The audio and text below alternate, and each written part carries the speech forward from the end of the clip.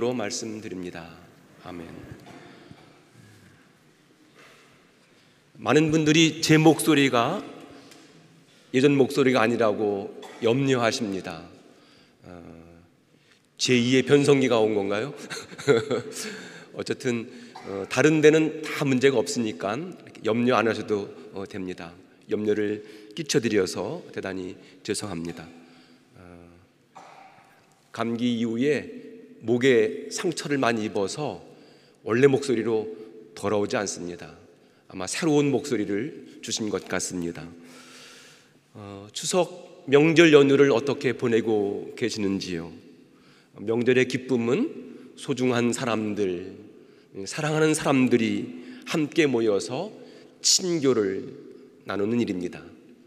소중한 사람들, 사랑하는 사람들이 함께 모여서 맛있는 음식을 나누고 삶을 나눌 때에 명절의 기쁨은 2배로 증가합니다.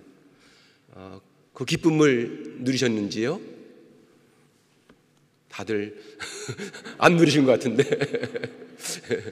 네, 명절 연휴 기간임에도 불구하고 이렇게 주님의 성전을 향해서 오신 여러분 모두를 주님의 이름으로 환영하고 축복합니다. 우린 살면서 아주 다양한 관계를 맺으며 살아갑니다.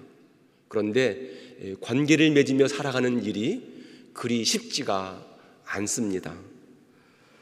관계를 맺으며 살아갈 때에 서로 달라서 서로의 마음을 알아주지 못해서 내 마음 같지 않아서 불편하고 힘들 때가 얼마나 많은지 모릅니다.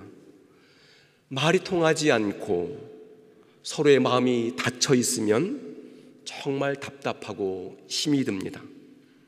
또 마음을 주고 믿었는데 관계가 틀어지면 그 속상한 마음은 이루 말할 수가 없습니다. 우리 예수님도 모든 사람들로부터 칭찬을 받고 환대를 받으신 것은 아닙니다. 예수님 주변에는 시비를 걸려는 사람들, 끊임없이 올가미를 씌우고 음모를 꾸미는 사람들이 참 많았습니다.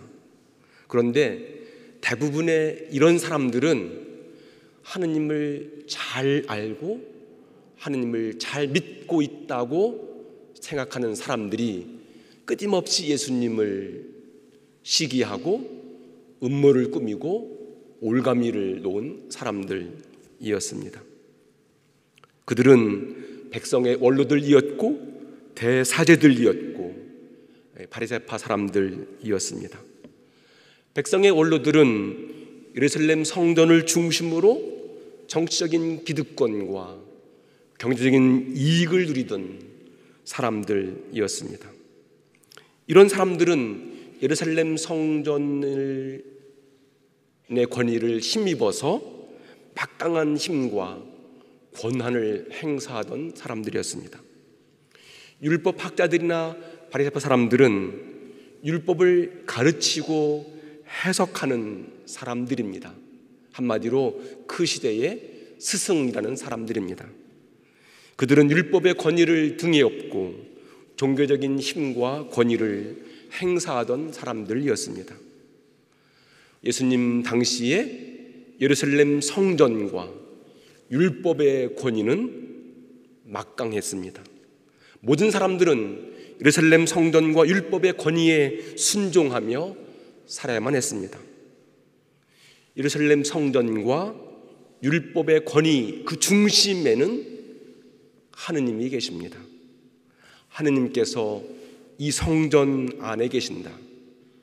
하느님은 이 성전에서 우리의 죄를 용서하신다. 이 성전을 통하지 않고는 어느 누구도 죄를 용서받을 수 없고 구원을 얻을 수 없다. 율법은 바로 하느님의 말씀입니다. 하느님 백성들은 율법의 가르침대로 살아야만 합니다. 율법을 철저히 지키는 것이 하느님 백성들의 삶입니다. 오늘 복음 이야기는 이렇게 예루살렘 성전과 율법의 권위로 살아가는 사람들에게 우리 주님께서 아주 제대로 한 방을 먹이시는 그런 이야기입니다. 죄를 지은 사람은 예루살렘 성전에 가서 희생제사, 속죄제사를 드려야만 죄를 용서받았습니다.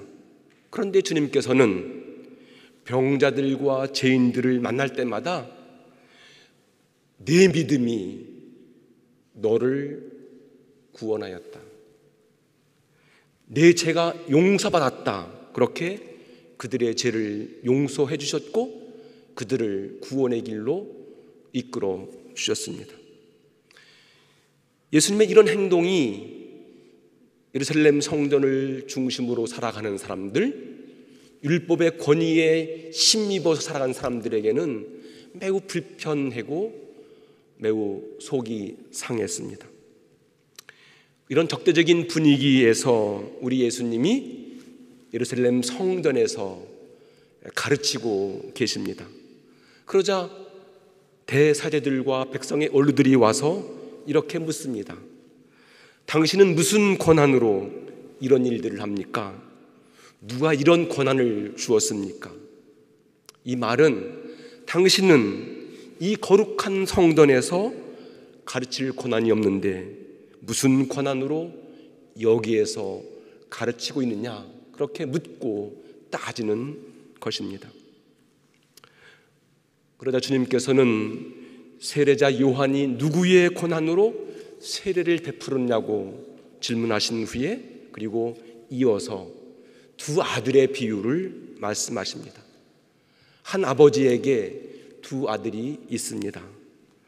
아버지는 두 아들에게 포도밭에 가서 일하라고 권합니다. 첫째 아들 맏아들은 아버지의 지시에 처음에는 싫다고 말했지만 나중에 뉘우치고 포도밭에 가서 일을 했습니다. 둘째 아들은 아버지의 지시에 가겠다고 대답을 하고는 실제로는 가지 않았습니다. 이 두 아들 중에 아버지의 뜻을 받던 이들은 누구냐 묻습니다. 많은 사람들이 이구동성으로 맏아들이라고 대답합니다. 아마 여러분에게 물어도 똑같은 대답을 할 겁니다. 맏아들입니다. 네, 맞습니다. 너무도 평범하고 너무도 지당한 이야기입니다. 그런데 그 다음 이야기가 중요합니다. 예수님이 이어서 이렇게 말씀하십니다. 세리와 창녀들이 너희보다 먼저 와서 하나님 나라에 들어가고 있다. 사실 요한이 너희를 찾아와서 올바른 길을 가르쳐줄 때에 너희는 그의 말을 믿지 않았지만 세리와 창녀들은 믿었다. 너희는 그것을 보고도 끝내 뉘치지 않고 그를 믿지 않았다. 참으로 놀라운 반전이 아닐 수 없습니다. 대사제들과 백성의 원로들의 생각과 판단과 마음을 완전히 뒤집어 흔들어 놓는 이야기입니다. 그들의 속마음을 뒤집어서 매우 불편하게 하는 이야기입니다. 세리와 창녀는 어떤 사람들인가요? 율법에 의해서 죄인이라고 낙인 찍힌 사람들입니다. 도저히 하나님의 자녀가 될 수 없는 구제불능의 사람들입니다. 반대로 대사제들과 백성의 원로들은 어떤 사람들입니까? 그들은 백성의 지도자라고 칭하는 사람들입니다. 하나님 말씀인 율법을 가르치고 해석하는 사람들입니다. 그들은 가장 의롭고 신실하다고 자부하던 그런 사람들입니다. 예수님은 그런 사람들을 향해서 너희는 아버지의 말을 듣지 않은 둘째 아들과 같다고 말씀하시는 겁니다. 그리고 너희들이 죄인이라고 규정했던 세리와 죄인들이 바로 아버지의 말을 듣고 가서 일한 첫째 아들과 같다는 겁니다. 예수께서 이 비유로 말씀하신 의도는 매우 분명합니다. 예루살렘 성전과 율법의 권위에 근거해서 막강한 권한을 행사하던 너희들이야말로 하나님의 마음과 뜻에서 얼마나 벗어나는지를 알고 있느냐, 그렇게 묻고 계시는 겁니다. 자기 스스로는 하느님을 잘 알고 있고 잘 믿고 있다고 여기는 사람들을 향해서 너는 어찌하여 세리와 죄인들만 못하느냐, 그렇게 질책하시는 말씀입니다. 오늘 이 비유 이야기는 우리 모두에게도 똑같은 질문을 하십니다. 너희는 큰 아들입니까? 아니면 둘째 아들입니까? 우리 스스로가 이 질문에 나는 첫째 아들인지 아니면 둘째 아들인지를 대답해야만 합니다. 신실한 신앙인은 하느님의 권위, 성서의 권위, 교회와 성사의 권위를 인정하며 살아가는 사람들입니다. 이런 신앙의 권위를 인정하고 존중하지 않는다면 우리는 참된 믿음의 길을 걸어갈 수 없습니다. 그러나 더 중요한 것은 그 신앙의 권위, 그 권위의 근원과 출발이 어디에서 비롯한가 하는 것입니다. 신앙의 권위는 어떤 물리적인 힘이나 지위나 자기의 경험이나 주장이나 고정관념에서 출발하지 않습니다. 참된 신앙인의 권위는 하나님의 마음과 뜻에 있습니다. 우리 교회는 성서와 전통과 그리고 이성의 끊임없는 대화를 통해서 하나님 아버지의 뜻을 찾고 그 마음을 헤아리려고 노력하는 교회입니다. 우리 교회는 나만의 생각, 나만의 주장이 아니라 공동체의 분별과 식별을 통해서 하나님 아버지의 뜻과 마음을 찾고 우리가 살고 있는 이 세상 한가운데서 그분의 뜻을 실천하고 노력하는 교회입니다. 우리 교회는 믿음의 형제들과 서로 깊은 소통과 친교를 맺으면서 상호 존중과 친교를 통해서 하나님 아버지의 뜻과 마음을 찾으려고 노력하는 교회입니다. 주님께서는 우리 모두가 홀로 살아가는 사람들이 아니라 하느님 나라의 백성으로 새로운 질서와 새로운 권위와 새로운 꿈과 비전으로 응답하며 살아가기를 원하십니다. 바로 사도는 오늘 서신에서 그리스도를 믿음으로써 힘을 얻는지, 그리스도의 사랑에서 서로 위안을 받고 있는지, 성령의 감화로 서로 사귀고 있는지, 서로 애정을 나누며 동정하고 있는지를 묻습니다. 그리고 이렇게 권면합니다. 같은 생각을 가지고 같은 사랑을 나누며 마음을 합쳐서 하나가 되십시오. 이기적인 야심이나 허영을 버리십시오.